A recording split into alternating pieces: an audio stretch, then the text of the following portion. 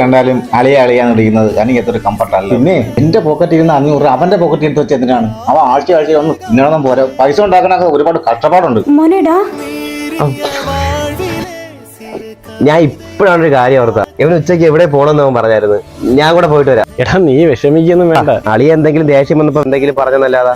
പക്ഷെ പ്രശ്നം അതല്ല, അവളിനി ഇത് വലിയ സീനാക്കും. ഇത്രയ്ക്ക് സീനാക്കാൻ വേണ്ടിട്ട് ഒരു സഹോദരത്തിനെ പിന്നെ ഇഷ്ടമില്ലാണ്ട് പ്രസവിച്ചെന്റെ ഈ 2 കൈ വെച്ചെന്നിട്ടാണ് അമ്മ അങ്ങ് പോയത്. അന്ന് മുതൽ ഇന്ന് വരെ അവന് ഞാനും എനിക്ക് അവനും ഉള്ളത്.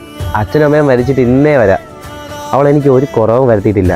അപ്പം കല്യാണം കഴിഞ്ഞ് വേറൊരു വീട്ടിൽ പോയെന്ന് വെച്ചിട്ട് അവിടെ ചേച്ചി അല്ലാണ്ടാവും. അവൻ ഈ ലോകത്ത് സ്വന്തം ബന്ധം എന്ന് പറയാൻ നമ്മൾ മാത്രമേ ഉള്ളൂ. ഈ അച്ഛനും അമ്മയൊക്കെ മരിച്ച പിള്ളേർക്ക് സ്വന്തം ചേച്ചി എന്ന് പറയുന്നത് അമ്മയാണ്.